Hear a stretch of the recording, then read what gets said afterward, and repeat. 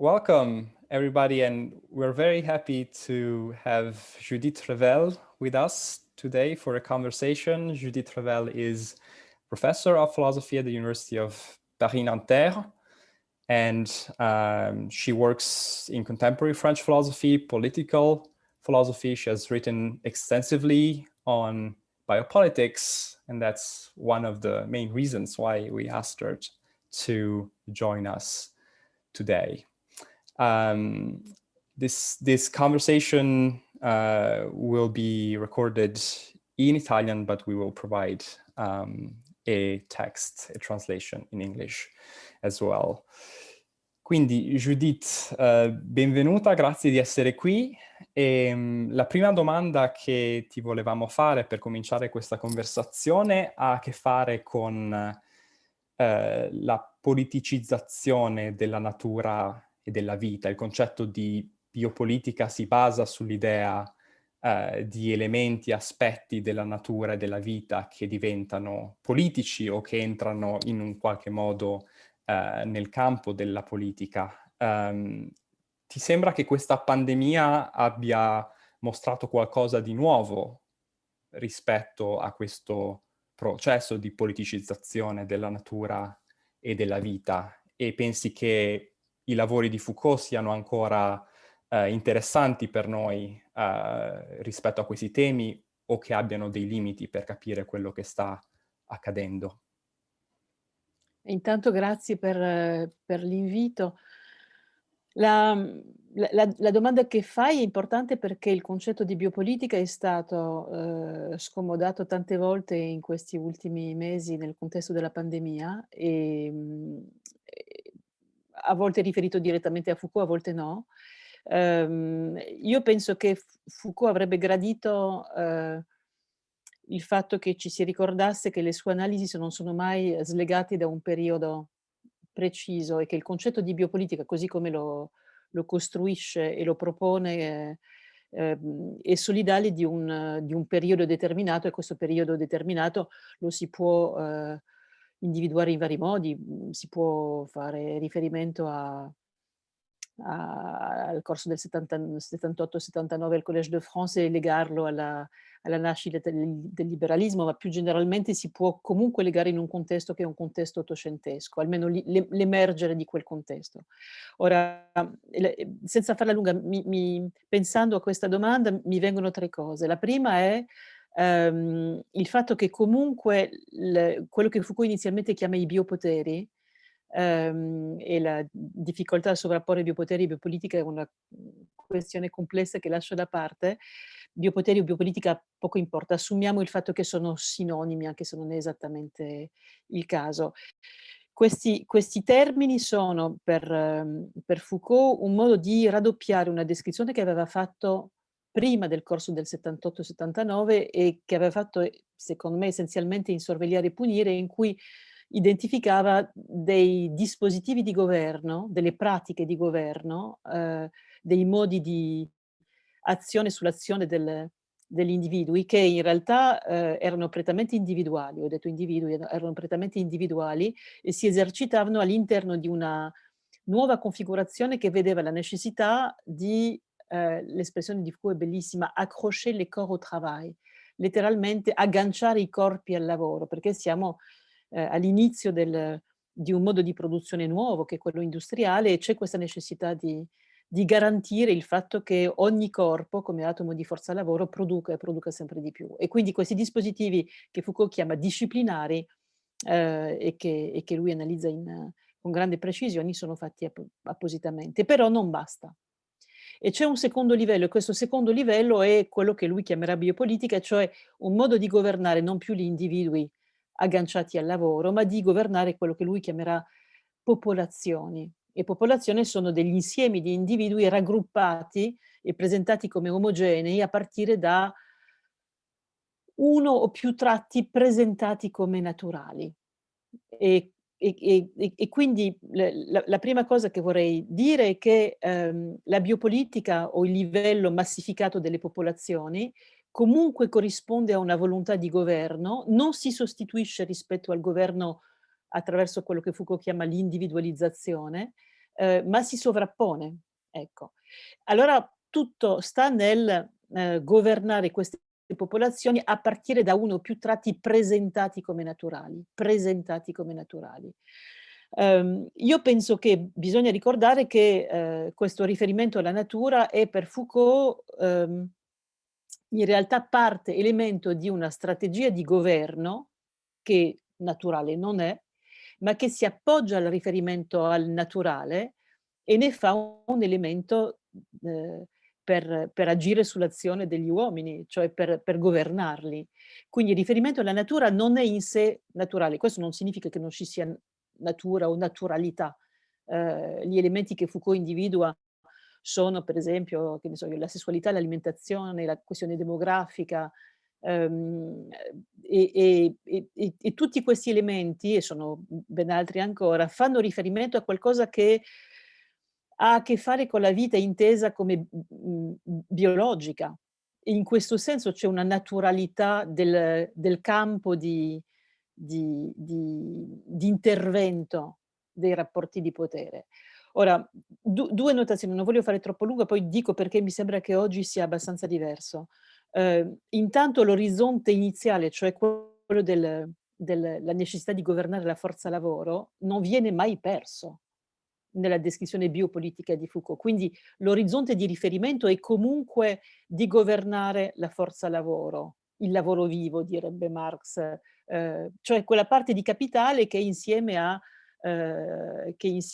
materie prime, alle macchine, ai luoghi di stoccaggio, ai trasporti, sono tutte, sono tutte componenti di questa nuova forma della ricchezza che Foucault individua come una nuova forma della ricchezza e che non è più che ne so, l'oro, l'argento, i titoli, i privilegi o la terra, ma che ormai è il capitale. Quindi l'orizzonte lavorativo è assolutamente essenziale. La seconda cosa, allora questo probabilmente in parte si ritrova oggi, poi ne riparliamo se vuoi. Secondo elemento che secondo me invece è cambiato molto è il fatto che governando, sessualità, alimentazione, demografia, in una certa misura i costumi in generale, la fisiologia dei corpi, la sanità che diventa una questione, importantissima, in realtà si cerca di governare l'insieme delle condizioni di possibilità della produttività dei corpi, messi al lavoro. Se io ho un corpo piuttosto sano e non malato, se io ho un corpo che funziona, se io ho degli operai che non bevono, se io ho degli operai che non prendono la sifilide, se io ho degli operai che eccetera, eccetera, mi garantisco una forza lavoro più funzionante di quanto lo sia se bevesse o frequentasse luoghi di piacere. Ci sono degli esempi molto concreti, in particolare mi ricordo un esempio di legge di legge inglese sulla proibizione delle case di tolleranza, dei casini, perché lì per esempio i dockers, gli scaricatori portuali prendono, delle malattie sessuali e quindi non vanno più a lavorare, no. Quindi questa questione che è presentata come una questione di costumi, in realtà è una questione di necessità di governare le condizioni di possibilità a monte della produttività, degli uomini, delle donne e dei bambini che compongono la forza lavoro. Questo è il primo punto. Questo invece è cambiato, poi ci torno. Il secondo punto è che quando si dice, e lo dico in una formula perché è comoda, ma spero che si capisca un uso non naturale del riferimento alla natura, un uso non naturale del riferimento agli uomini e alle donne in quanto viventi, alla vita, si intende in realtà, un riferimento esclusivamente alla vita umana. Quindi il vivente è vivente umano, ad esclusione di ogni altra forma di vivente. La biopolitica riguarda quello che Foucault chiama les hommes, che ormai sì, ormai chiameremmo gli umani perché i tempi son cambiati. Ehm, cosa funziona ancora e cosa non funziona più? Ehm, Probabilmente non funziona più il punto lavorativo, non che non sia riferito a un orizzonte lavorativo, ma oggi quando si interviene su, la vita, intesa come esistenza e come biologia, si cerca di governare una produttività degli uomini, delle donne, degli umani, che si è assolutamente spostata rispetto alla vecchia configurazione ottocentesca e probabilmente anche prima novecentesca, perché il lavoro oggi non è più la fabbrica, non è più solo la fabbrica, ovviamente le fabbriche ci sono ancora, il lavoro industriale c'è, ma la produzione ormai è, e lo dicono i sociologi, i filosofi, gli economisti da ormai 20 anni, totalmente socializzata e si fa nell'interazione permanente anche al di fuori dai quadri giuridici e contrattuali di quello che noi chiamiamo normalmente lavoro, in tutte le attività, nell'interscambio con internet, nelle relazioni sociali, nella cooperazione, nella circolazione delle idee, nella circolazione dei linguaggi. E quindi questa idea che bisogna governare la forza lavoro implica di governare la società e probabilmente i dispositivi, sia a livello individuale, disciplinari, sia a livello collettivo, massificato, le popolazioni, la biopolitica, questi dispositivi si sono trasformati precisamente perché non è più lo spazio e il tempo della fabbrica descritti in sorvegliare e punire, è l'intera società, è l'intero tessuto sociale. Da questo si può dedurre o desumere un secondo punto che è, se questo è vero, allora governare la vita non è più soltanto governare le condizioni di possibilità della produzione industriale in fabbrica, è direttamente governare qualcosa come del capitale.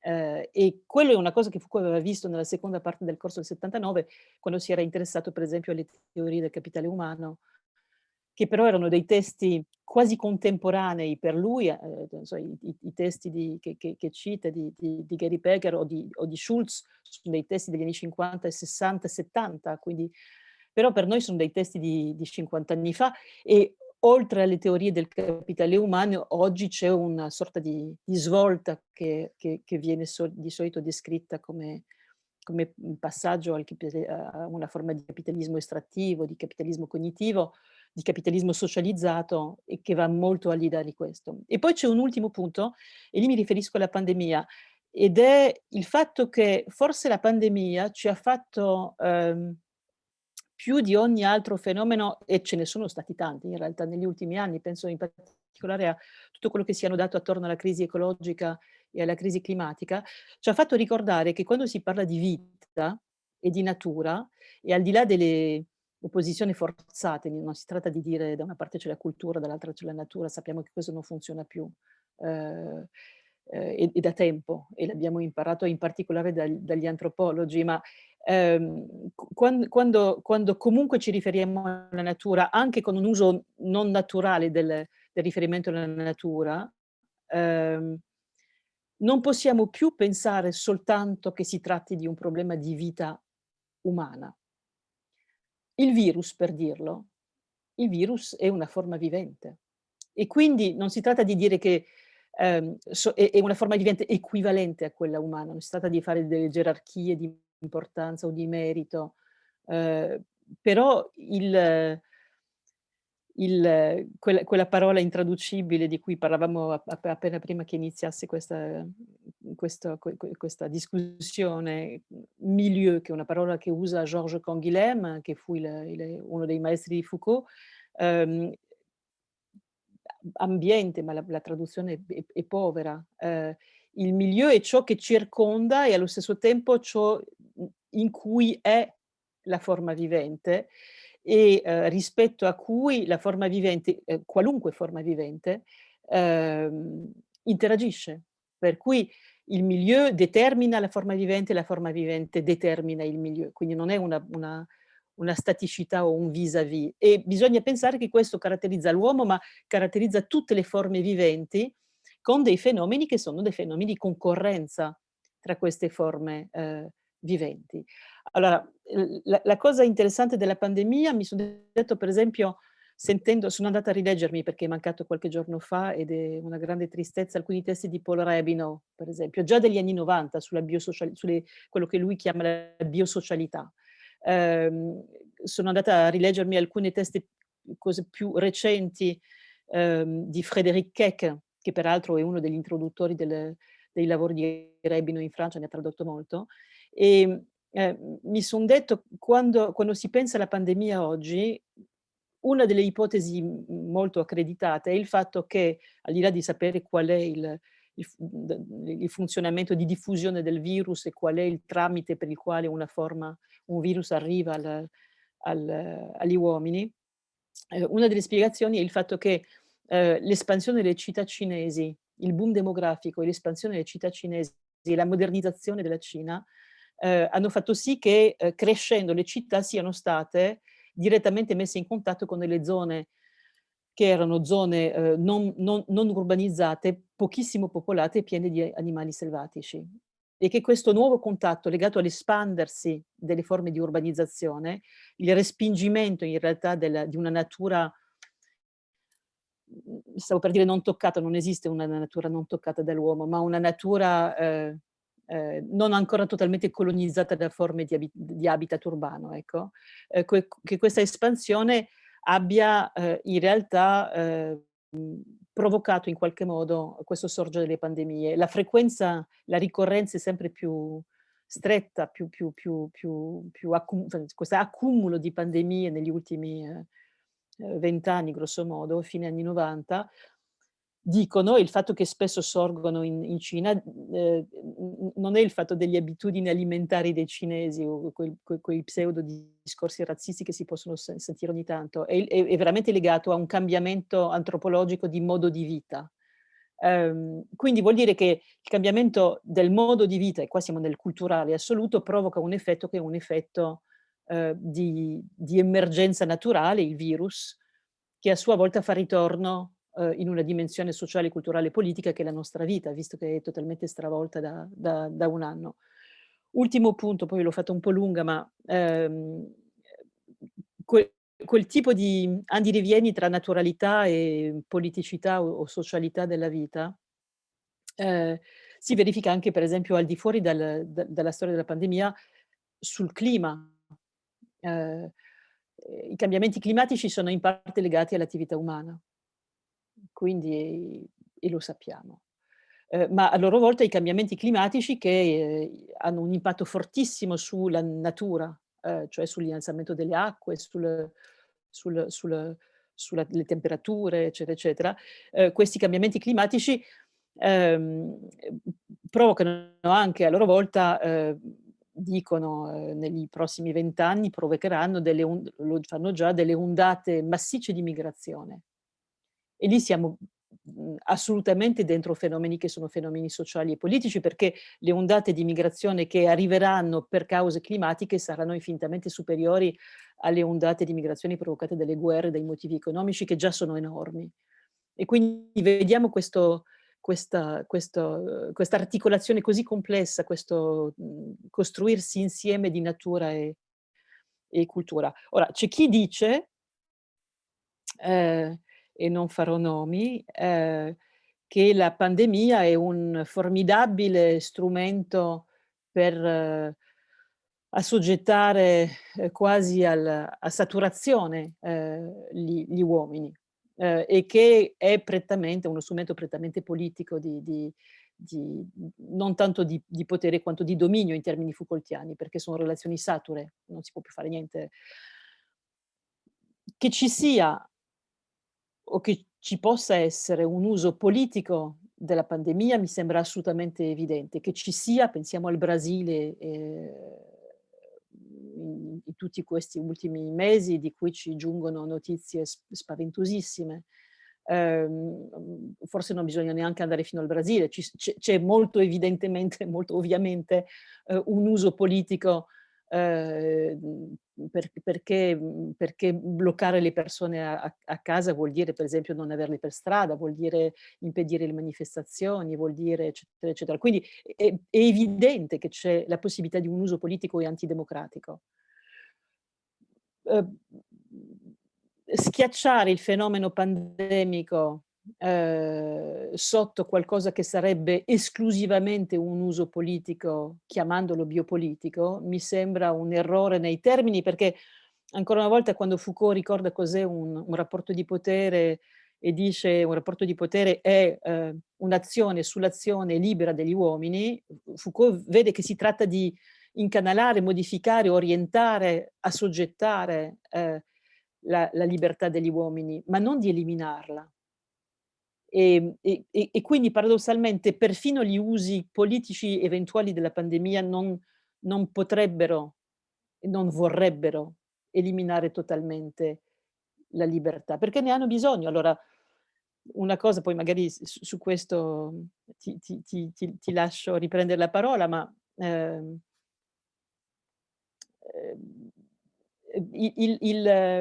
il mondo attuale, seppur sotto pandemia e quindi bloccato e paralizzato, ha bisogno di persone che lavorano.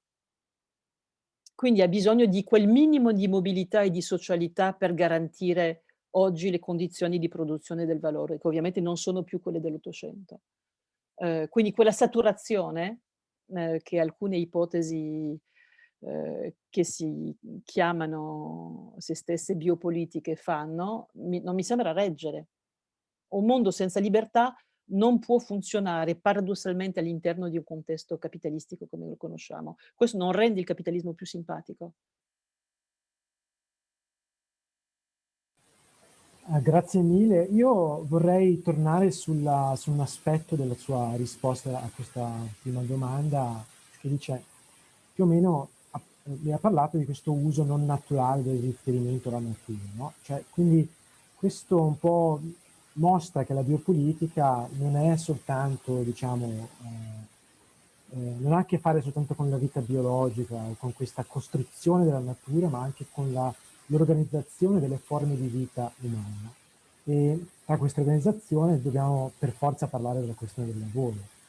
E quindi la domanda sarebbe se con la pandemia e con le trasformazioni di questo rapporto con la vita che cioè, l'esperienza della pandemia presenta, introduce, se ci sono anche delle trasformazioni del lavoro e dell'organizzazione della produzione materiale. Ma è una questione interessante perché, ehm, ci pensavo recentemente. Vi ricordate, o forse bisogna ricordare, voi sicuramente vi ricordate, chi ci ascolta non lo so, ma nelle Parole e le cose c'era questa, queste 3 facce della centralità dell'uomo come oggetto delle scienze umane. L'uomo parlante che apriva tutto l'approccio linguistico, l'uomo al lavoro, l'homme au travail, diceva Foucault, che apriva tutta l'analisi, delle ricchezze e poi dell'economia politica e poi, l'uomo vivente, in quanto vivente si passava dalle scienze naturali alla biologia. E pensandoci mi son detto in realtà tutti gli anni '60 e fino a proprio la soglia degli '70, Foucault ha scommesso sulla dimensione del linguaggio per poter incarnare una possibilità di emancipazione, lasciando relativamente da parte le altre 2, no, e gli anni '70 sono contraddistinti probabilmente dal fatto che Foucault cerca all'interno di un'analisi molto stringata delle modalità di lavoro che produce come al solito, ripartendo all'indietro, ripartendo da forme passate per poter capire cosa succede oggi per differenziazione. E poi alla fine delle sue analisi forse si interessa di nuovo, all'uomo vivente, ma in effetti, spostando la vita dalla vita biologica o naturalizzata a una vita come esistenza ed è tutta la tematica dei modi di vita. Ora, che il lavoro sia cambiato, tra Foucault e noi mi sembra evidente, perché è passato quasi mezzo secolo, e il cambiamento che io segnalavo prima, che ha preso vari nomi, che si può essere descritto come socializzazione del lavoro, può essere descritto come passaggio al capitalismo cognitivo, può essere descritto, si è parlato di capitalismo immateriale, è un modo di chiamarlo che è abbandonato perché non ha niente di immateriale, è estremamente materiale. Ehm, è stato probabilmente rinforzato ancora ben prima della pandemia, primi anni 2000, dall'emergere di un certo numero di dispositivi tecnologici, a cominciare da quello che stiamo usando adesso, cioè l'interfaccia, delle nuove tecnologie, in particolare da internet. Ora, si è detto, e io ho in qualche modo ho partecipato alla cosa perché ho sentito colleghi economisti, sociologi, e filosofi del lavoro raccontarmi quella cosa lì. Si è detto per anni questo vuol dire sempre più cooperazione e socializzazione, e quindi paradossalmente bisogna, all'interno di un funzionamento capitalistico, reintrodurre ciò che il capitalismo non voleva. Basta rileggere, sorvegliare, punire, non voleva le possibilità di aggregazione soggettiva, non voleva la soggettività delle persone, voleva la forza lavoro, cioè la forza fisica. E in questo nuovo contesto di capitalismo cognitivo e cooperativo, socializzato, diciamo, si assisteva, ed era affascinante, paradossalmente, al grande ritorno all'interno del capitalismo di una necessità espressa dal capitalismo stesso, di sempre più soggettività, sempre più cooperazione, sempre più affettività, sempre più elementi linguistici, sempre più scambi, e cioè in realtà sempre più possibilità, paradossalmente, dall'interno del capitalismo di resistere. Ecco. E la domanda che si è posta secondo me fino alla fine degli anni del primo decennio del 2000, fino alla crisi in realtà, è stata: di quali strumenti il capitalismo può dotarsi per governare questa nuova centralità di tutti questi elementi che fino all'altro ieri lo mettevano in pericolo e che lui considerava come un pericolo. Ora, alcuni strumenti sono stati analizzati, penso per esempio alla struttura del debito, che è stata molto analizzata da Maurizio Lazzarato e da altri, da Elettra Stimilli in un'altra chiave, ehm, e questo era prima della pandemia. E laddove è interessante la pandemia è il fatto che probabilmente la pandemia allo stesso tempo ha accelerato questi nuovi dispositivi di controllo sulla cooperazione e sulla socializzazione, e imposto una torsione totalmente inedita. Ne parlavo recentemente con un collega ed è un amico, ma è anche uno di quelli che per primi hanno descritto questa svolta, che è Carlo Vercellone, che insegna a Paris 8 a Parigi, e si diceva, io almeno formulavo un'ipotesi e chiedevo a Carlo, che ne sa molto più di me, di confermarla, ed è quello che ha fatto: si assiste paradossalmente a sempre più comunicazione e cooperazione. È molto facile ormai parlare, voi siete l'uno nei Paesi Bassi, l'altro in Inghilterra, io sono a Parigi, ma potremmo essere in qualunque posto del mondo e possiamo discutere, e domani quello che sto dicendo può essere diffuso ovunque, cosa che era ovviamente molto più difficile. Quindi c'è una democratizzazione, in senso quasi beniaminiano, pensavo anche ai testi di Benjamin sulla tecnica, c'è una potenza democratica dello strumento, che è una cosa totalmente affascinante, e ovviamente questo vale per lo scambio di idee, per la discussione filosofica e politica, ma vale anche per il lavoro. Io non ho mai lavorato così tanto, non so voi, perché non ho più orari. E non ho più orari perché lavoro da casa mia, nello studio mio, e quindi lavoro 24 ore su 24, cioè dormo un po', ma potenzialmente lavoro 24 ore su 24. E quindi c'è questa aumento a disproporzione e dell'aspetto cooperativo e socializzato, e dell'ora, cioè del tempo, che è fondamentale per determinare il valore economico, e del lavoro non pagato, per riferirmi alle vecchie analisi di Marx, rispetto al lavoro pagato degli orari. E io sono privilegiata perché faccio una cosa che mi piace, e ho condizioni salariali confortevoli, ma questo vale per chiunque, anche a condizioni molto basse e molto precarizzate. E allo stesso tempo c'è ed è questa l'ipotesi che io sottoponevo a Carlo Vercellone, un ritorno delle dinamiche di individualizzazione, quasi come un ritorno delle vecchie discipline di sorvegliare e punire. Io ho riletto Sorvegliare e punire per un corso che facevo per gli studenti, e mi son detto i famosi 4 dispositivi, non so se vi ricordate, che caratterizzano in Sorvegliare e punire la gestione dello spazio, per esempio, e che sono la chiusura, la clôture, le quadrillage, la regola des emplacements fonctionnels, non so come venga tradotto nella versione italiana, dei collocamenti funzionali, boh.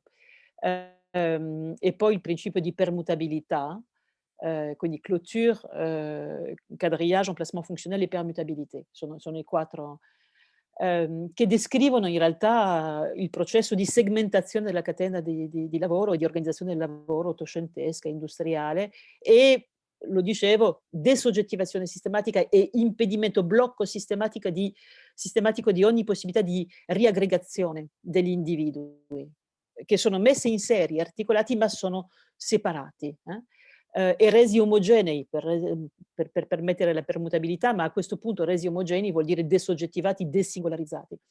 Questa cosa qua è quello che ci succede oggi, paradossalmente, perché ognuno è a casa sua e perché comunichiamo, ma non son sicura che comunicazione e cooperazione siano esattamente la stessa cosa. E non ne so dire molto di più, ma mi sembra un'inflessione dei processi lavorativi di estrazione del valore, assai nuova. E quando si dice: "Quale sarà il mondo che verrà dopo?"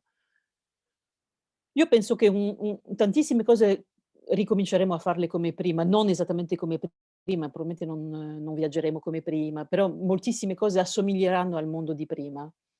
Però quella cosa lì, secondo me, è irreversibile. Cioè non si tornerà alle modalità di organizzazione del lavoro o alle vecchie modalità di cooperazione sociale o di socializzazione del valore, che erano quelle del capitalismo cognitivo. Qua c'è qualcosa in più, ecco, che non so nominare, ma che è un ritorno disciplinare, se volete, che è un fenomeno in realtà di captazione del comune prodotto.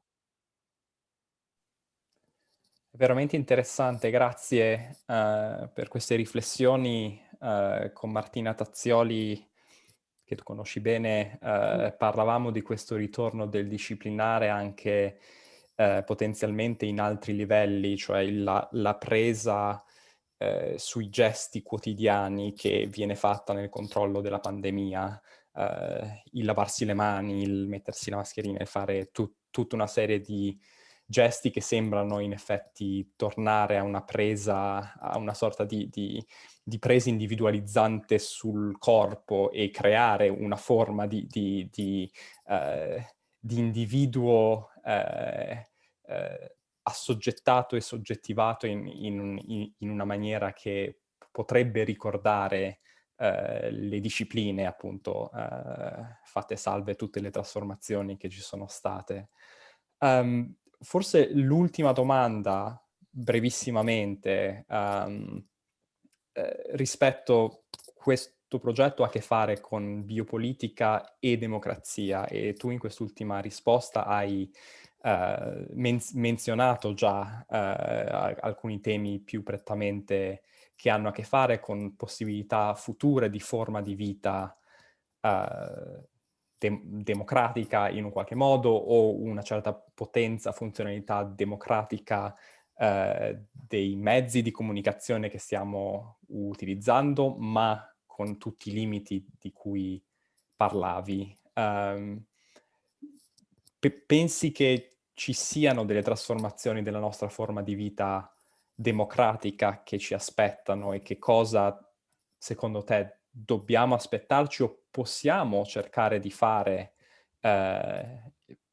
per resistere non necessariamente a quello che dicevi tu, a questa sorta di idea di un dispositivo di potere soffocante, ma c'è un'inventività democratica che possiamo in un qualche modo prendere da quello che ci sta succedendo in questo periodo. So che è una domanda molto vasta, ma È una anche domanda solo enorme. un'idea o qualche cosa che... Beh, intanto ci sono state,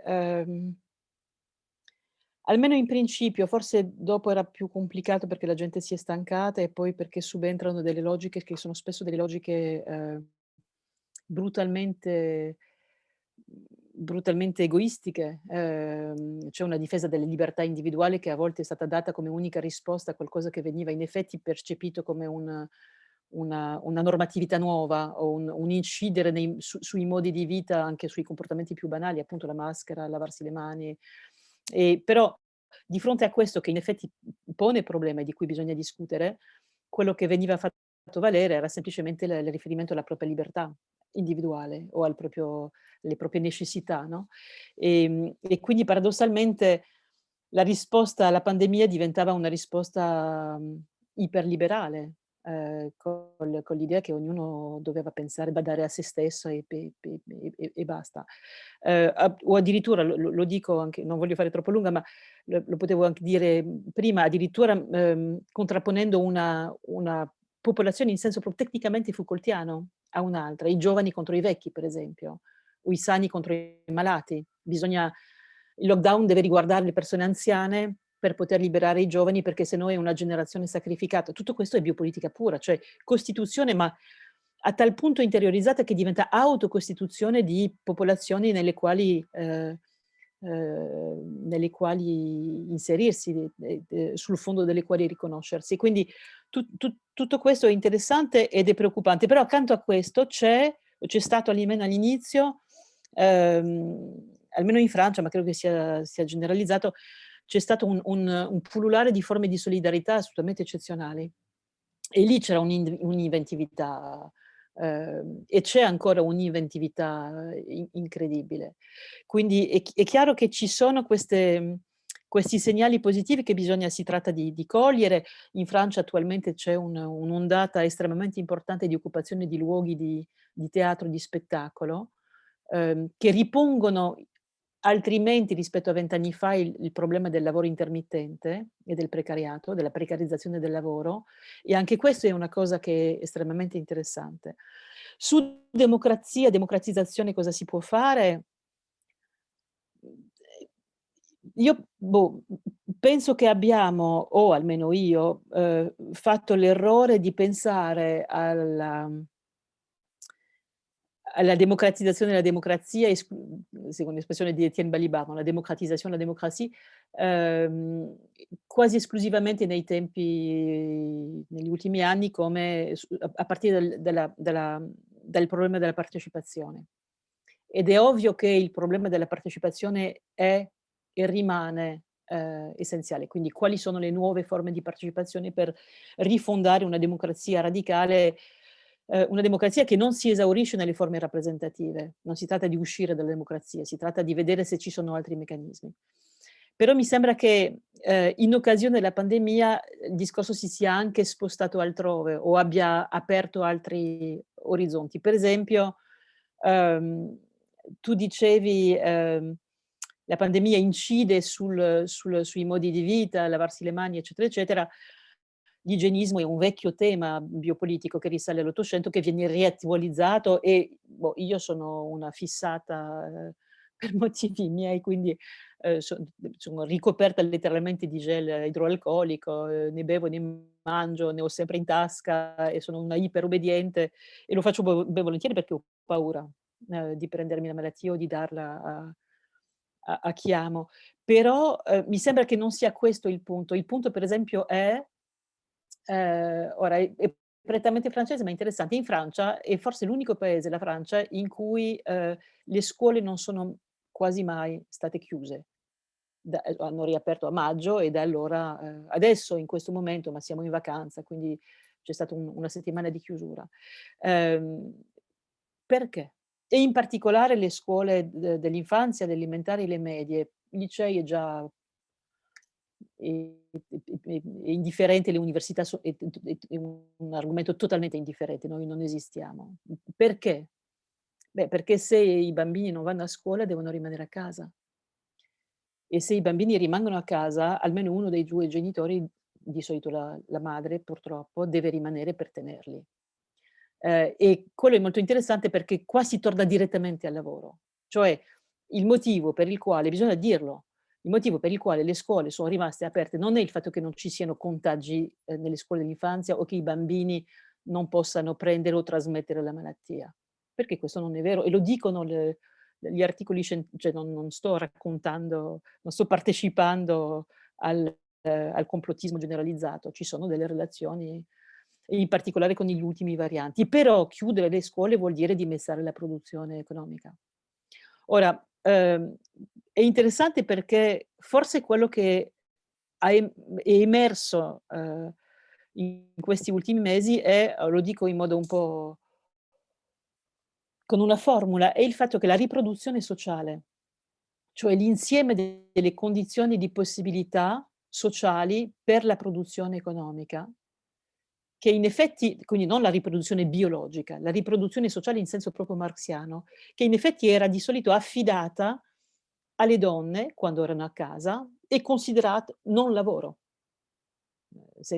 non retribuito, non pagato. Non lavoro perché non considerato produttivo. Questa riproduzione sociale è diventata con la pandemia, forse, lo era già prima, ma adesso si vede, più importante della produzione stessa.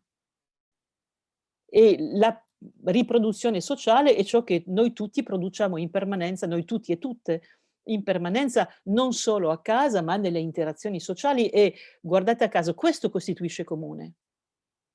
E questo non viene corrisposto con una forma pagata che prenderebbe la forma del salario, per dire. Quindi in realtà quello che emerge per me in modo potente è il comune fatto valere a tutti i livelli, comune come produzione di soggettività, di soggetti nuovi, di soggetti che si costruiscono insieme nella cooperazione, per esempio. Comune vuol dire anche il valore economico che produciamo insieme e che viene captato dal capitale. E questo è un secondo livello. Ma comune vuol dire anche che se io contribuisco alla produzione di lavoro, di valore economico captato dal capitale, voglio essere pagata per farlo. E quindi da questa forma del comune si passa, mi sembra, e non è un caso che torni, e torni anche perfino negli Stati Uniti, il tema del reddito, il tema del pagamento della produttività sociale, della produzione che ognuno è e fa, ma essere e fare è la stessa cosa, in questo contesto, perché questa produzione va retribuita. Noi siamo tutti, in quanto soggetti viventi, dei soggetti produttivi di comune, di forme sociali e di valore economico. E quindi questo va pagato. E mi sembra che questo sia un altro, non è assolutamente un'alternativa, ma è un complemento al tema della democratizzazione della democrazia in termini partecipativi. Grazie mille Judith per queste importanti riflessioni. Siamo arrivati alla fine della nostra intervista. I'd like to thank everyone who is watching us right now. This is the first discussion or interview of a series of discussions of the Biopolitics and Democracy Project, and we hope to see you all soon. Bye bye.